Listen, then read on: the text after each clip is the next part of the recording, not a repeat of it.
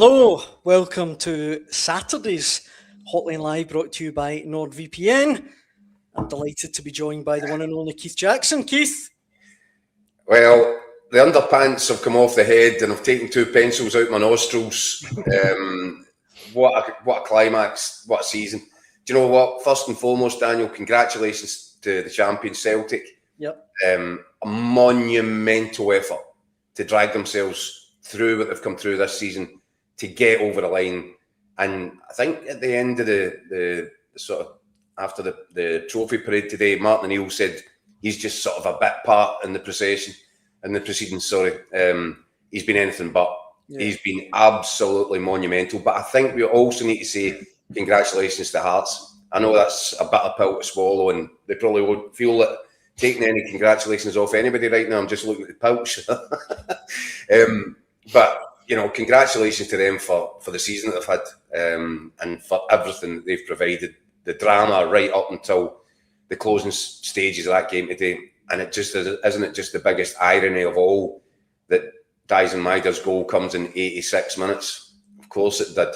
Crazy. I mean, of all the numbers that Hearts wouldn't want reminded of, 86 would be right up there. And this is going to hurt.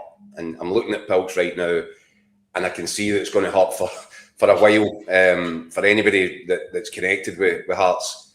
But see, at the end of the day, they should be enormously proud of what they've done, what they've given to the Scottish top flight this season. It's been a phenomenal story. It's just a really unhappy ending for them. In the comments, Gordy says, is Ryan Stevenson still alive? We will check on him. But no sure he's still in the country. In the meantime, we've got Ross Pilcher. Ross, I think Keith summed it up well. I said to Keith before we come on air there, see for the first hour, I thought Hearts have got this. I think Hearts are going to do it. Game plan was working absolutely spot on from Derek McInnes. A few eyebrows raised when Andre Kabore started and said Claudio Braga explained he's been carrying a groin injury, but Kabore just kind of sat on Callum McGregor and Celtic couldn't get out, and Hearts had them where they wanted them. They were huffing and puffing, not really creating much, and then Shanklin scores a couple of minutes before half-time. You're thinking that's exactly what Derek McInnes wants. This is going to plan. And then what kills them is the timing of the penalty. I think it's just perfect timing for Celtic. It is a penalty. It's one of those ones where there's not much Kaiseridis can do, but you know his arm is up. He's sliding in trying to block it. It's a spot kick, and then it goes under Swallow, and it kind of just changes the psychology of things going into Celtic. We've got such a big boost, and Hearts are thinking we've done so well here. All right, we're still on course for the point we need, but in terms of the lift that gave Celtic, that was huge. Then just after half-time, Altena comes off just about immediately. I'm not sure if that was an injury or if that's Derek McInnes responding to Celtic's changes. And then Benny Bedingame pulls up with a hamstring. Then Kabore has to go off. Hearts just, I don't know if they ran out of steam. They seem to kind of ran out of big players that were doing well for them. And then Celtic just kept coming. And then it eventually just told. If you could offer Hearts a way to lose it at all, that's probably one of the worst ones. That's going to sting for a while. Yeah. As Keith said, they're not going to be interested in pats in the back or platitudes. And Derek McInnes has said that himself this season. They'll go away and lick their wounds for a bit, and then when they eventually start reflecting, it's been a brilliant if unrewarding season, and eventually thoughts will turn to right. We go again next year, but not quite yet. This will take a wee while for them to get over, I think. I think Swallow will have nightmares about that penalty kick, won't he? Because he's gone the right way. Should make a save. It's not a good penalty. No, it's almost one of those ones where if Engels catches a bit better, he does save it in the corner. He saves it.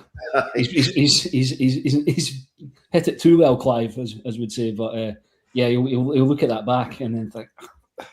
Just those. I mean, of all the sort of nearly moments, but I felt, Pilch, I don't know about you, I just felt as the second half was going on, I think, and how can you blame them? But I do think that a nervousness kind of took hold of Hearts, and all the good things they've been doing in possession in the first half, they weren't doing it the second half. And I know people were just running out of gas all over the place. There was, he's having to make running repairs, Derek McInnes, from the sidelines. I think that the first substitution, you're right, I think that was a reaction to Celtic's half-time substitution, Ian Atchell coming on. He gives Celtic just a different platform up front, and I thought he was a massive player for Celtic in that second half. astonishing that you can only get 45 minutes. I didn't know if he'd last a full 45. I thought he made some difference to Celtic. And then, you know, Martin O'Neill, I don't know what more superlatives you can use for the guy, but his substitutions were spot on. I thought James Boris coming on had a real impact. Just game-changing subs. Yeah. And Hearts were left in that position where they're running out a bit of steam. There's bodies going down. Derek McInnes is trying his best to manage the situation, and they almost got there. But how many times, by the way, a special word as well for Callum Osmond, Oh, of course. I mean, who saw that substitution happening? Nobody apart from Martin O'Neill. And it's interesting as well, Keith, that Osman was on the bench today at the expense of Rio Hatate. Well, he's probably played his last game for Celtic, or certainly at Parkhead. Yeah, and probably at one stage in that second half where it's still 1-1, and Celtic didn't play particularly well. In fact, this 90 minutes kind of summed up Celtic. So it was a microcosm the entire season. I don't know how they won the game. They were just sort of hanging in. Hearts, I thought, were comfortably, not comfortably, but probably edged the first half for me. And Celtic just refused to go away. And what was the phrase, Dan? I said way back, I can't even remember where. I said, just don't rule Celtic out. The thing that makes Celtic Celtic is their killers, the succession line. You've got to be a killer. And I don't know how many times we've seen that evidenced over these last few weeks in particular. It's been astonishing. It's not a miracle because Celtic have won 14 out of 15 titles. So there's no miracle involved here. But it is a fairy tale for Martin O'Neill and everything that he's provided. I mean, it's astonishing. Who would have thought 25 years after he first comes to Celtic that he's ended up with another league title. And let's face it, I think I don't know if there's anybody that would say that they're not going to complete this season now with a league and cup double. That is just astonishing. It's staggering. Well, I mean, in the comments, Keith, and if you're watching at home, you want to get involved, please do so. Scotland the Brave says, Daniel, did you say Celtic wouldn't win all 5 split games? Be honest, Celtic won the league with injuries. I hold my hands up. I think when Celtic lost at Dundee United, I said, there's no way Celtic are going to win 7 games in a row. Not a chance. Absolutely no chance. And the only Martin O'Neill probably felt the same way. Probably. But I would put forward that Martin O'Neill is just about the only man that could have galvanised that Celtic team and pulled them together to somehow pull this off. I'm like you, Keith. I'm sitting here and I don't know how Celtic, who one of the worst Celtic teams, since the turn of the century, probably the worst, has won the league. And but you know what's nice in many ways for the younger Celtic fans, guys that have grown up hearing about this guy, Martin O'Neill, the Martin O'Neill sort of legacy and the years they had, and all of a sudden he comes in his time machine, drives the DeLorean up London Road, arrives on the scene in a moment of utter chaos twice, and now the young generation that their dads would have told them about Martin O'Neill's Celtic, well, they've seen it happening for themselves. It is an astonishing story. Hearts, and by the way, Martin O'Neill was really magnanimous at the end there because he said, look, Hearts have been the story. And he's right. Hearts have been the story. That's why everyone's interested in it. Hearts have been phenomenal. But so's Martin O'Neill. And Martin O'Neill's story, I know it's through green and white specs because I think even Cal McGregor said it, the watching world, everybody was kind of pulling for Hearts because this miracle season, the kind of Leicester City equivalent. But through a Celtic prism, what Martin O'Neill has done this season, that's folklore stuff. This is astonishing. What we're witnessing is astonishing. And by the way, I have to say, I'm not entirely convinced that he doesn't want another season. From some of the answers and some of the comments, see if he thought that was it. This is the perfect mic drop moment, isn't it? Aye, be a good way to go out. Yeah, but it didn't sound like a man dropping a mic to me. There could be more of this. Aye, absolutely. And the comments are pouring in. This one here, which made me chuckle, Davey says, the worst team in your opinion, that says it all. Mugs, the lot of you. I would like to just put the end of that we did just say it was astonishing, unbelievable, an incredible achievement. From a Hearts perspective, McKenna, a resident Hearts fan, Keith, He's obviously hurting, but he says we'll be fighting again next year. This is Tony Bloom's weakest team. Kenneth points out Steinwinder was the best on the pitch. I did think he was great today, particularly in the first half. He was absolutely brilliant. Yeah. But on that, I mean, you were quite vocal, Keith, in the last few months, saying Hearts can't look at this and go, "Oh, we're going to have plenty more chances like this. They need to take this chance." But having said that, I do think they'll come back strong next season. I think they'll come back stronger, but I think I would expect Celtic. There's got to be a reaction. Now, Celtic can win a League and Cup double, but it can't paper over the cracks here. You know, when you know, we're making an honest assessment of what this squad is like, and this is part of the reason that there's so many superlatives flying around about the job that Martin O'Neill's done here, because he doesn't have Henrik Larsson and John Hartson and Chris Sutton and Bobo Baldi, and you know, that was a proper Celtic side. This is a million miles removed from that. The constant being Martin O'Neill. I mean, Pilch, you'll know that Tony Bloom will go again. There's no doubt about it. I think it's really important that Hearts keep Derek McInnes. That's a major. That's the first tick in the box. Make sure he goes nowhere. But I do feel I'll be surprised if Celtic and Rangers are as vulnerable next season as they have been this season, both of them at the same time. Possibly. You then, excuse me, you're then putting your trust in the same boards that made these decisions this season. That's a good point. I think they will be better. In terms of Hearts would they have a better chance? Maybe not. Doesn't mean they're not going to have another chance. They will likely have Europe to contend with this season. But again, if all three are having to cope with Europe, look how Rangers and Celtic coped with it the first part of this season. It wasn't that well. But again, there's so many kind of variables that can happen with Celtic. You don't know what they're going to look like next season. In terms of Martin O'Neill staying, if you're this board having made that Wilfred Nancy decision and then rectified it, that might be the easiest option for them, and say, Martin, please come back. This is working. In terms of Rangers, I would imagine Danny Rowe will still be there. He'll get money to spend. We've seen that money to spend doesn't necessarily guarantee it. I think the hope, kind of in general, not just from a Hearts point of view, would be it's a 3-horse race again. That doesn't necessarily mean Hearts are going to lead for as long as they did. They're going to have a similar sort of season. But if they're in the mix, that can only be a good thing. I think that's kind of what Hearts have to aim for, and then see what it takes them. But no doubt they'll strengthen. I think it'll be a different looking Hearts team. But it kicks off in August, especially in midfield. You've got Cammy Devlin out of contract. You've got Benin Beningame out of contract. I don't think Mark Leonard would have come back even had he not been injured. I think he might have been a pricey one. So it's going to be interesting to see what Jamestown comes up with. I think it's Tom Renault looks like quite a close one to come in. You've got Josh McPake coming in, interesting one for the championship. So it'll be interesting to see how Hearts tool up over the summer. And of course, if they can keep the manager and also guys like Claudio Braga as well. The building blocks are there if they want to go one better. But they might find it a bit more of a sterner challenge from the big two next year. I suppose we'll see. But there's nothing to say that Hearts can't rise and meet it either. And you said, Keith, conscious that you don't want to be too patronising and stuff like that. It's like giving Hearts a pat in the head. But look, when it all settles down, they've split the Old Firm. If you'd said that to them the first day of the season, they'd probably have taken it. They're into the Champions League qualifiers. And they came within 4 minutes. Of course, so. Of winning the title. It's too painful. It's too raw for Hearts right now.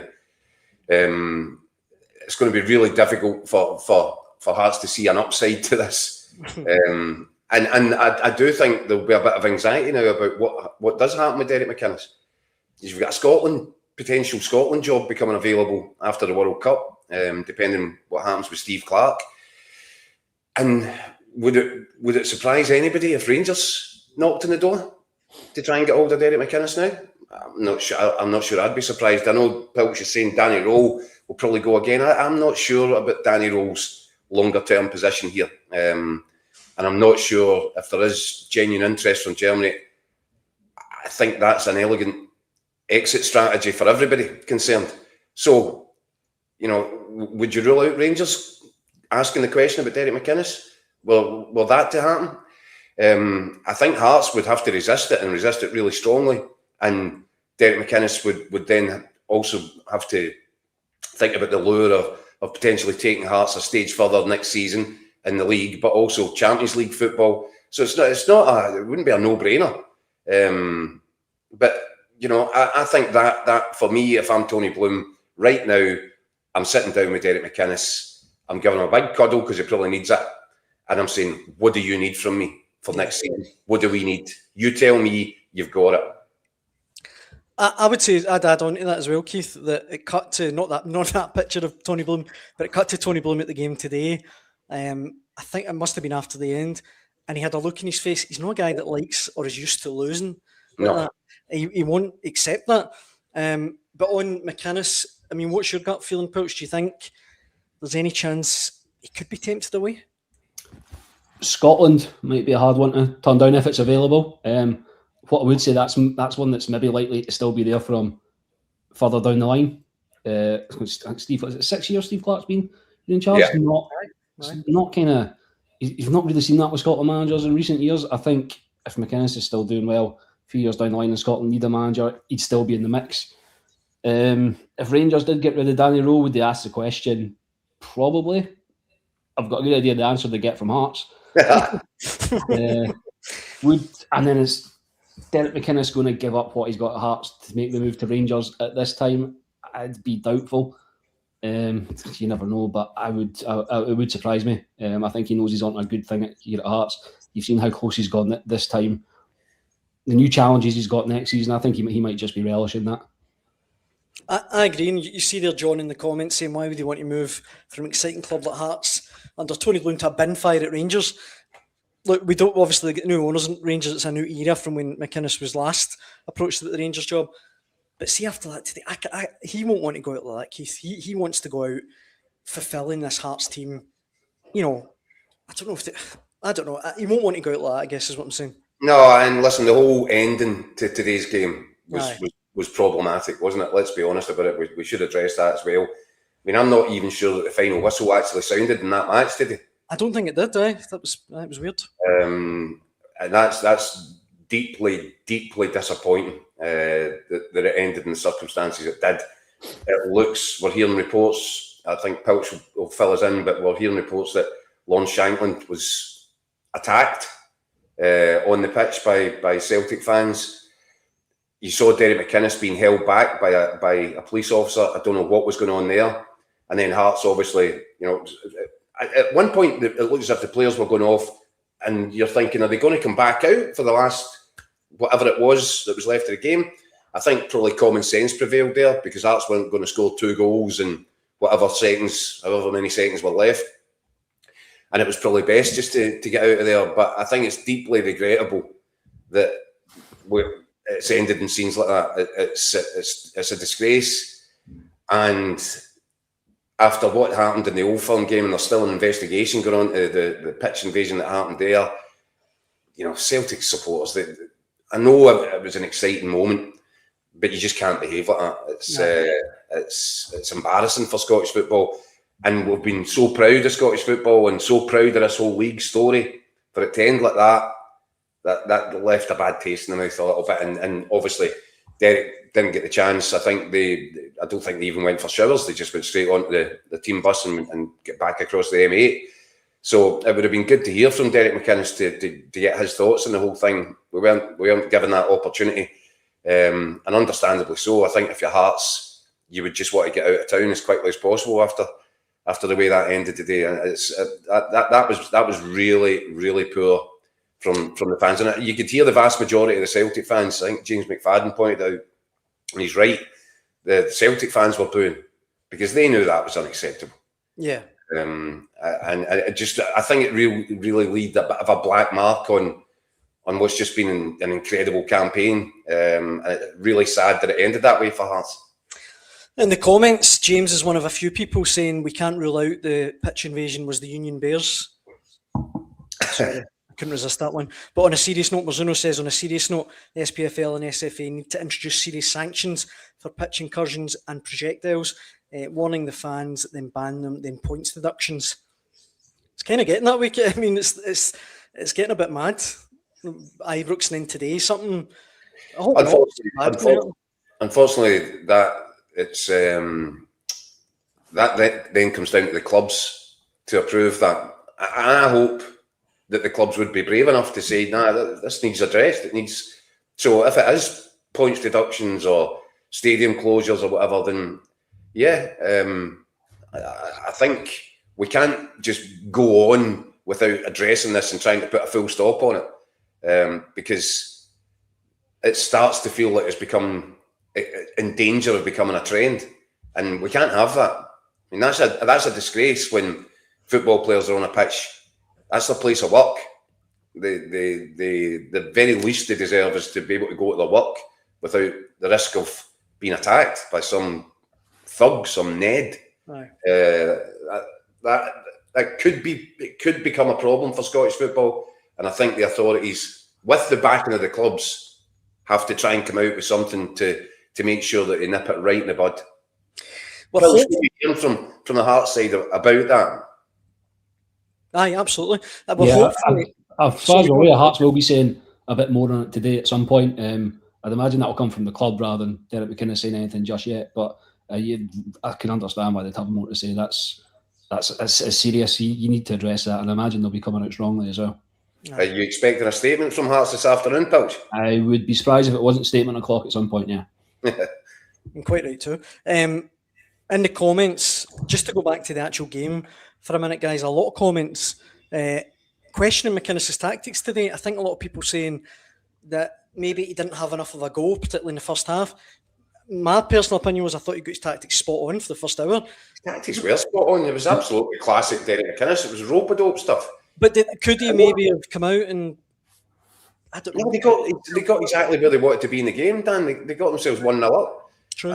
That's where they needed to be. The tactic was give up a bit of space for Celtic, let them have the ball, let Trusty have the ball, isolate Trusty, shut everything else down, and just let Trusty have the ball. When you saw the more Trusty got at the ball, I thought there was stages he looked like Bambi and Ice, and that was tactically worked out. Now, if it's not for the Kiziri's handball, which was a penalty, but if that doesn't happen, Hearts gone into break 1-0 up at Celtic Park. I don't know how anybody can look at the tactical approach there and say it was anything other than really clever management by Derek McInnes. And it's just that break of the ball, the penalty that cancels that Lon Shankland goal out at half time. But no, I thought the approach from Hearts was tactically spot on. I just felt in the second half when it all got a little bit frantic, they lost a little bit of calmness and possession. That's understandable. But it's entirely understandable given the circumstances. Even Kabori going off after I think it was about an hour or so, you can still see Trusty's terrified him getting in behind. Shankland was holding it up, flicking it on, and there was always that danger. And when Hearts lost that, they dropped a bit deeper and deeper and deeper. McGregor started getting on the ball more, and the pressure just got a bit too much in the end. I agree with Keith. I think Derek McInnes got it absolutely spot on until he started losing the players that were doing good jobs for him. And then, as I said, the timing of the penalty kind of swings. If Hearts going 1-0 up, it's like, right, more of the same, keep doing what you're doing. Okay, Celtic make their changes and that helps, but psychologically that was a killer for Hearts. And as Keith said, it was a penalty. I thought Kabori as well in the first half did a right good job in McGregor. He completely just flattened him 2 or 3 times, took him out the game. Fairly, I mean. Paul is one of a few people asking about Braga. I'm right in saying he was carrying a groin injury. That's primarily why he didn't play. Derek McInnes said that before the game. They've been managing it for a few weeks, and I think he's also got in the back of his mind, Andre Kabori's given Austin Trusty problems this season before. I'll start him. He can try and beat him up for an hour, and then I'll get Braga on to see if we need him. And it kind of, to an extent, it worked. The first half, they're clipping that ball down the left-hand channel, getting good territory with it. They're putting long throw-ins in. They're putting a wee bit of pressure on Celtic. So it's not as if Hearts just came in and they didn't come in and park the bus. They had a plan, and it was working, and they were 1-0 up. So I don't know how you can say, or they should have gone for it more. Hearts only needed a point. They didn't have to come out and take the game to Celtic. And as Keith says, we're 4 minutes away from it working perfectly. And the other thing is, Pilch, when you think back over the 90 minutes, it wasn't until the last 10, 15 minutes that Celtic were actually starting to open the Hearts up. Yeah. At no point in the game, Celtic had plenty of the ball, but they couldn't play through Hearts. So they were tactically, for me, set up perfectly. I'm struggling to remember a shot that Sholo had to make, a save that he had to make at any point in the first half, apart from the penalty kick. And we've touched on that already, but Celtic weren't getting through, and it was the same after the break. Again, plenty of the ball, but they weren't ripping Hearts apart. They weren't peppering the Hearts goal with shots. I think it started to turn a little bit when Iheanacho hits the post. Mm-hmm. And then just from that, I don't know if that came as a bit of a jolt, a bit of a fright to Hearts. But at that point, it kind of became a batten down the hatches job. And you kind of waiting, you kind of felt at that point, the goal's coming. Celtic are going to do this because it's what they do. Aye. See, just on the game as well, a lot of comments asking about, this one says, still ignoring the worst offside call all season. This is why we need VAR. I think he's referring to Celtic's second goal. Callum Osmond isn't offside. No, that's not the second goal, that Maeda's goal. Yeah. Yeah, Maeda's in an offside position, but that doesn't count. He doesn't receive the ball. Because the attacking phase of play is the pass to Callum Osmond. Yeah. Osmond is quite clearly onside, and then it's a different phase of play when Osmond gets it. Back in the day, when things were simpler, that would be offside. Aye. 10 years ago, whatever it was, if Maida would have been flagged for offside when the ball went through. But the rule has changed, and it's the phases of play, attacking phase of play, they call it. So Osmond's onside when he collects the ball, and then Maida's behind the ball when Osmond cuts it back. So I'm afraid anybody looking for a conspiracy theory there are barking up the wrong tree. And just to confirm, we all agree that was a penalty. Yeah. Aye, it was. It's the kind of penalties you don't want to see. Aye. But it's the rules. There's no way that Kizzery just means to handball it. But he's going to the ground, his arm is up. If his arm's down here and it hits his arm, I'm not sure you get a penalty for that, but the hand is up, it's a penalty kick. A really, really hard luck story for Hearts, that one, but I don't think even Hearts fans would be disputing it. It is what it is, it's a penalty. Keith, we were hopefully going to be joined from Celtic Park by Michael Gannon. Understand he is up to his eyes and work for the paper. So about his hair on fire. He might not be able to join us, but in the meantime, before we wrap up, we talked about Hearts, the future for Hearts, Derek McInnes. What about Celtic? That Celtic team, you'd imagine, is going to be tore up in the summer. Maeda's probably going to go. Hatate's going to go. They need a goalkeeper. All the loan players they've got. Dan, I wrote a column, remember, a few months ago, I said, right now Celtic just have to approach this as short-term FC. They can't look any further forward. They just need to deal with what's in front of them. Because the thought of what comes next would be absolutely overwhelming. And Martin O'Neill wasn't in a position to, he just had to, this was an emergency situation for Celtic. They couldn't look beyond the end of this season. Martin O'Neill won't be looking beyond Hampden. Now, I don't know what happens next for Celtic, but it looks like a major squad rebuild is going to be required. The situation with Martin O'Neill, is he going to stay on? Are they going to go and find somebody else? There's so many unanswerables. Right now, I think Celtic will just enjoy the moment. But the board, and this is where the real concern is, the guys that have made so many mistakes now have to come up with a whole load of right decisions, good choices.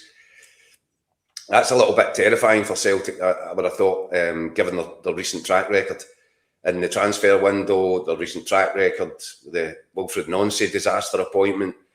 So yeah, saying there 10 minutes ago that it's unlikely that both Celtic and Rangers will be just as vulnerable again. And Pilch was spot on. It's the same people making the decisions. Who knows what Celtic look like by the time we're ready to start this next season. But there's a serious load of stuff in the to-do list, isn't there? Does Callum McGregor be part of a Celtic rebuild next season? I'd be surprised if Callum McGregor would leave Pilch. I know there's interest in, not to beat around the bush, I'm sure that Brendan Rodgers would love for Callum McGregor to go to Saudi Arabia. And also Callum McGregor came out recently, didn't he? And it was really interesting when asked about his contractual position.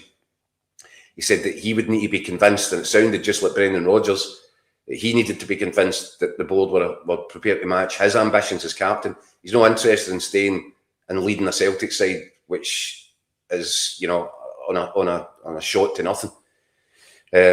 So yeah, I think Cal McGregor will be, like everybody else, observing what moves the Celtic board make this summer, and maybe that'll determine one way or the other what he decides to do. I'm not sure he'll be rushing in to sign a contract, put it that way.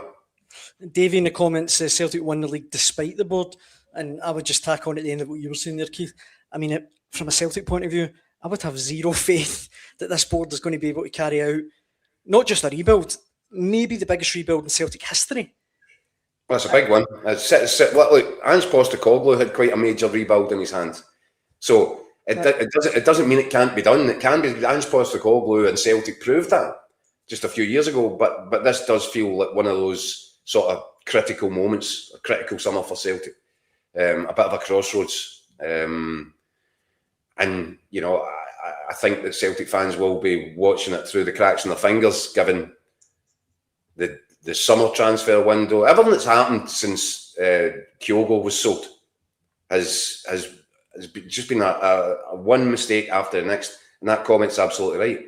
This is what makes the achievement, what Martin O'Neill has achieved here, so very special, because he's done it with two hands tied behind his back. He's done what was looking to be impossible when it was Wilfred Nancy, and he's managed to call a truce between, you know, the civil war that's raging between the supporters and the board. That'll be interesting. Where does that go over the summer as well? Because right now it was, you know, a matter of attending to what was in front of them on the pitch. But the distrust from the Celtic fans towards the board hasn't gone away. It's just been parked. And they're going to have to do an awful lot right over the course of the summer to get the fans back on side for the start of next season. Martin O'Neill has been a unifying force. But even if Martin O'Neill decides to stay, the Celtic fans aren't going to put this, you know, park it to one side indefinitely. They will be looking for significant moves from the boardroom, inside the boardroom and the playing squad. No doubt about that. I've said a couple of times on this show that I kind of thought Martin O'Neill would stay on because Celtic have got so much to do in the rebuild. Maybe it's stay on for another season. But your guys, what's your gut feeling on that? I suppose, does he have the energy for it? Is he? It's easy to say, oh yeah, I'm up for this after a day like today. So as you sit down and you look under the bonnet and think, oh, we need this, we need this, we need this. Am I going to get it? Am I going to be acting peacemaker all season? Does he need that at 74? He might just want to go off into the sunset, legacy, enhanced, jobs are good and back onto TalkSport. I would suspect that Celtic might be looking for a new manager. I would be not shocked, but it would be a little bit of a surprise if he decided I'm having another year. I said earlier on, hopefully Michael Gannon will be able to join us. Mick, doesn't he let the hotline live down? Didn't I tell you not about Mick Gannon, Frank the Tank? Here he is in all his glory. Aye, nice relaxing afternoon again. Nothing, not a lot of drama, not hardly any talking points. Yeah, pretty dull, wasn't it?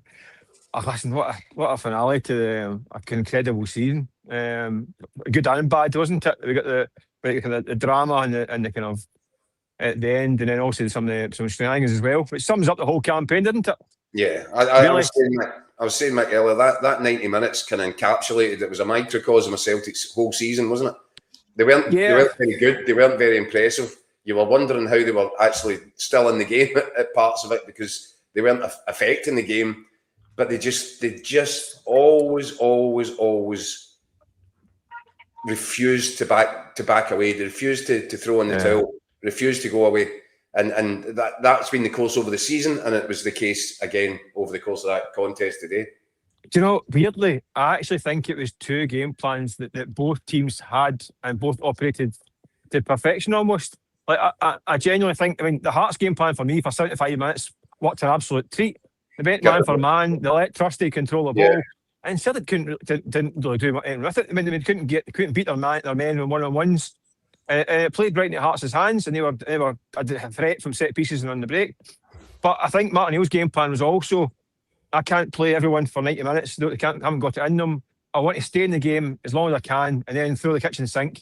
Yeah. So that was also his game plan, and it also worked. And listen, Hearts were within 3 minutes of pulling it off their game plan, but Celtic managed to get it over the line on the edge. The substitutions worked for Martin O'Neill. He went for broke. He had to go for broke. I must admit, I thought it was unspeakable cruelty to Hearts. I mean, unspeakable cruelty to get that close to getting the job done. I thought it was agonising. I thought it was probably worse than 86 for Hearts. Yeah. And by the way, the goal, Maeda's goal comes in 86 minutes. Of course it does. I mean, 3 minutes to go. I think it was 89 minutes and 30 seconds before the VAR sorted it out. So, I mean, seconds away. And even at the end, they've got a free kick in the box, and then they also get the third goal. Which, by the way, the game didn't officially come to an end. I mean, technically, I think the game was abandoned. Because, I mean, there was 20 seconds left in the clock when that's the net, but obviously they carry on. The referee's like, that's it. Like a boxing match, we'll call it there. I think Derek McInnes walked across, shook hands with Martin O'Neill and agreed right up the road. They left, obviously. Hearts, straight on the bus and left without even getting a shower. I don't think they left the stadium. So I haven't got any reaction from anyone from Hearts at the moment. I suspect there'll be more coming later on tonight. Yeah. But they were out the ground and away, which is a shame. Hearts didn't deserve that finale. And as a result, all the stuff on the pitch, I genuinely think that if there wasn't that third goal, that was what tipped over the edge, right? I'm not going to try and explain people on the pitch. It shouldn't happen, right? And that needs to get. The game needs to sort this out. It's happening all the time now. We need to sort this out. The pitch invasions. But the game finishes 2-1. I think Hearts deserved the chance to get a massive round of applause for their efforts. They didn't bottle it. They didn't trip up. Nerves didn't shatter. They gave it everything, and they came up just a little bit short after being top of the league, apart from 1 week for since September, 8 months. Heartbreaking. Talk about timing your run away. I know. For that length of time, Celtic go top for about 3 minutes. 3 minutes. I mean, I think it's agonising for Hearts, and I feel for them. I think it's, let's say, I mean, an absolute gut punch for them to get that close. The efforts they put in all season. I mean, but at the same time, you touched on it there, you've got to say this to the squad, for all limitations, for all weaknesses and faults and missteps in recruitment and all this, and dodgy managers, you name it, you cannot fault them in terms of desire, effort, work rate, sheer determination to get this job done. I mean, they've hauled themselves to the line here. Incredible style. I mean, listen, the last 15-20 minutes, they did create chances, and they were banging the door. So it was coming at that point, but to do it so late, listen, they have done all season up till today. I think it was 19 points from the last 10 minutes of games. So you knew with 10 minutes to go, there wasn't the same kind of panic you normally get, because Celtic are going to get a chance, and it turns out they took it. I think a special word for the captain, Cal McGregor. Aye. Because it wasn't all that long ago there were Celtic fans. Remember, I did an interview with Scott Brown saying, look, you need to stop targeting this guy, because Celtic fans wanted him out of the team. And when he was playing through the pain barrier, through an injury, he epitomises this Celtic squad. He epitomises that level of desire and attitude to never throw in the towel. And that was a real fitting moment for, as hard as it was for Hearts, a really fitting moment, I thought, for Cal McGregor. I'd throw in there as well, Keith James Forrest. I know we talk about it a lot, Mick. He made a difference when he came on again. He did come in the actual. A British record 14th title. Staggering. Yeah, incredible. I think McGregor, you're right though. In the last 6 days of the season, McGregor, who's clearly not fully fit, I mean, he's clearly having to bite down on his gum shield to play through the pain barrier, and he drags himself to the 3 performances in a week. It was extraordinary.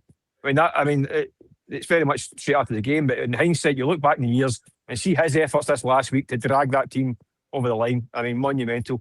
I mean, I think that seals his place as one of the great Celtic captains. When we saw Scott Brown today on the pitch after the game today, and I think McGregor is now up alongside Scott Brown and that kind of legendary Celtic captains. A monumental effort for him. We were just debating, Mick, the future of Celtic, Martin O'Neill. In your eyes, any chance he'll still be here next season? Well, we managed to have a wee word with Martin for the daily newspapers as well. So we've got a wee bit with Martin for Monday's daily records. You have to hold tight. So I'm not going to You're tell a you what he said. Mick, I'm you're going a to tease you. I'm going to tease you. So go and go out and buy an old-fashioned paper on Monday morning. Quite right, Mick. So they are still available, by the way, from some news units. But it'll be online. It will be online as well. But yeah, so we chatted about, and that was the question that we put to him. Listen, I'm not revealing any secrets, but it's an interesting one because Martin, he never says never. You know what I mean? So like, it's always it's more than reasonably likely to be my last game. This is Friday. Then you go, what does more than reasonably probably maybe mean? You know what I mean? But yeah, Celtic need a new manager in the summer. I mean, I think it's something that's. Well, listen, I wouldn't write Martin off. I don't think it's fair on him. I mean, a man at his age, this season will take his toll on him. Yeah. I mean, he's looked at it. I actually thought yesterday at Lennoxtown, I thought he looked a bit jaded, a bit weary. And I said to him, I know the feeling. I've got 30 years on him, and I feel jaded and weary after a long season, just watching and writing. I just felt, Mike, I felt today would be a really good, and maybe wait to the cup final. But if in terms of a mic drop moment, that could have been it today, and he didn't drop the mic. And no. he didn't. There was no. I just felt he might have made it clear today, guys. This has been surreal. This has been beyond sort of my biggest romantic notion, but it's happened. The title's been delivered, but he's been asked repeatedly after the game today, "Is this it? Could you go again next year?" He's really, really vague with all the answers that I've seen so far. So. I think that's still in play. I think the possibility is still in play. I don't think he's closing the doors. Put it that way. Mm-hmm. I just think it's a hard shift. It's been a hard shift. Yeah. And I think not only that. I think he got a taste of it in his first interim spell. How hard it can be in terms of physically because of the European commitments, when it was week to week in Europe as well. I think he got through that period. He said himself. He said that I knew it was only a short term thing. And at the end of that period, he was really quite tired. And then after the new year, obviously that became less in terms of the travelling and the European stuff. It was slightly easier, albeit it was still a hectic period. But I think that first half of the season is demanding. It really is physically demanding. All the travelling and all that stuff as well. So I don't know. Listen, he's he's like effervescent at times. I think after today, he went to lie in the dark room for a couple of days, and then gear up for next weekend's Scottish Cup final, where he's got a date with Lenny. Just to put the final point on an incredible season. But I still suspect Celtic are going to market for a new manager. We need to wrap up, guys, sadly. But before we do, I want each of you, starting with yourself, Pilch. I know, obviously, from a Hearts point of view, it's not the finale that they wanted. But how would you sum up this season? Still the greatest title race in our lifetimes, I guess? Yeah, I was -2 in 1986, so I'd have to say that. But a great season without the rewards that they wanted, and ahead of schedule. No one expected this. Tony Bloom said it would be 10 years.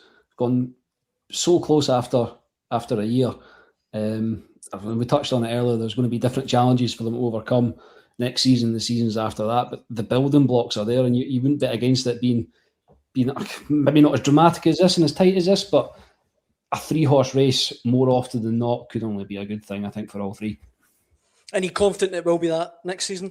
I think there's a decent chance against so many things that are up in the air. You don't know what their team's going to look like. You don't know who they're going to be up against. Might get another surprise package. What Motherwell going to look like next season. Good point. Our Hearts going to get European group stage football because finishing second, they now have to win. If they don't win one qualifier, they drop into another one. If they don't win that, they drop into the Conference League. So they're not guaranteed group stage football. They'll want it. Would it help them in the long run? Maybe, but I think after a season like this, at least, especially the fans would deserve a European campaign. So there's that much up in the air, and different things they'll have to deal with next year that haven't this year. But I think they're pretty well equipped to try and meet that challenge. Yeah. Mick, sum it up for us. Sum up the season. How would you? I know we've got one more game to go. I've just written something to us in the mail. Listen, history is also written by the victors, and today Celtic are the victors. But I've got a feeling that there's been a shift in the tectonic plates in Scottish football this season with Hearts. I think Yeah, we're now entering a new dynamic. As Pilch said there, it's year one of a grand plan at Tynecastle. It's not going to be a linear plan that every year they're going to get stronger and stronger and stronger until they're dominating, because the way the model works is that some years they're going to get 4 or 5 brilliant players and sell them on and then start again and then get 2 or 3 aren't as good. But what I mean is they're going to be now a whole new ballgame. Hearts, I think they're going to be it'd be a hard push to go as close this season, but I think they're now going to be in and around it for the foreseeable future. This is just a start for Hearts, and it's a brutally painful day for them. But I think better days are ahead. Whereas Celtic, uncertainty lies in the way. I think Hearts are on a trajectory, and they should be eventually be content that they are going that direction. Celtic, who knows? And there's so much uncertainty with Celtic. They'll enjoy today, but their future is less certain. So it's a one-off event.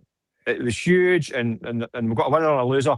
But in terms of the bigger picture, who knows? Keith, how would you sum it up? A 10-month-long fever dream of a season. Brendan Rodgers, Wilfred Nancy, Martin O'Neill, Russell Martin, Tony Bloom. Where do you even start? I don't think we'll ever have a season like this again. I don't think we'll ever see a season like it again. As I said a few weeks ago, it should be diagnosed as clinically insane. and it's ended in just the way that you would. I mean, this is the thing. If you hadn't lived through this experience, if you hadn't gone through the details the way that we all have, if you just looked from afar, Celtic won the league again. Big shock there. But that doesn't come close to telling the story of season 25-26. I don't know. I've never seen one like it. I don't know if we'll see one again. But I do believe what Pilch and Mick are saying, they're absolutely right. Hearts are going nowhere. At the very least, they'll be stronger than the other 10 sides in the division, and they'll be able, on a consistent basis, to get the results which will mean, even if Rangers and Celtic both strengthen significantly, Hearts will not be far away from them, whatever happens, because they'll still be able to pile up the points. And I think that Mick's absolutely right. I think whether or not they can get this close again next season, we don't know. What happens with Celtic over the summer, we don't have a clue. And Rangers, they've got no shortage of things that are required as well. So we don't know what next season is going to bring. But I don't think it can't possibly, can it, be as mad as 25-26? It can't. Just can't. But I'll tell you what, Jack, what sums it up, this press box today and last week against Rangers as well. I mean, it was like Eurovision Song Contest panel. I mean, every nation was represented in that press box. You couldn't get any room in it. I mean, the English press have come up, and it's the English FA Cup final apparently today. Is it? Right. Apparently, I think so. I genuinely think so. But the English press are here, the German press are here, Japanese press. The last week, I came back up. There's a guy next to me last week who was from, I think he was from Kazakhstan. This big, massive, big guy. I came back up at half time and took my power up my laptop and put it in his phone. He says, "Oh, in 5 minutes for my phone." And I was like, "Big man, you can do what you like. I'll go and get you a biscuit if you want." He's about 19 and a half stone. But it just shows you the whole world. I mean, we love this today, don't we? The world's watching and all that. They're all watching us. It turns out they have all been watching. And by the way, they must be entertained by this season. They cannot be anything but entertained by the madness and the mayhem and drama we've had this season. It's been absolutely epic. And I know we've said it already, but they're watching because of Hearts. Hearts was the story. And I would sum up as well just by saying those 6 points Wilfred Nancy got, look how crucial they were in the end. Give him his medal. That's it. I think that brings us to the end. I keep going to say Sunday. It's Saturday. Thank you very much for all the comments, everyone watching. Massively appreciate it. Keith will be back tomorrow. Is that correct? Back tomorrow, what, 4 o'clock, same time slot? I believe so. We'll be back tomorrow to do it all again with the bottom 6. We hope you can join us then. Mick, thank you so much for joining us. Really appreciate it as always. No worries, boy. Sorry, better late than ever. No, perfect as usual. And Pilch, thanks again to yourself. Cheers, boys. Always a pleasure. And Keith, see you later. Yeah, see you later. No, thanks, Keith. I appreciate it. It's been a hell of a season. But aye. And it's not done yet. Not done yet, absolutely.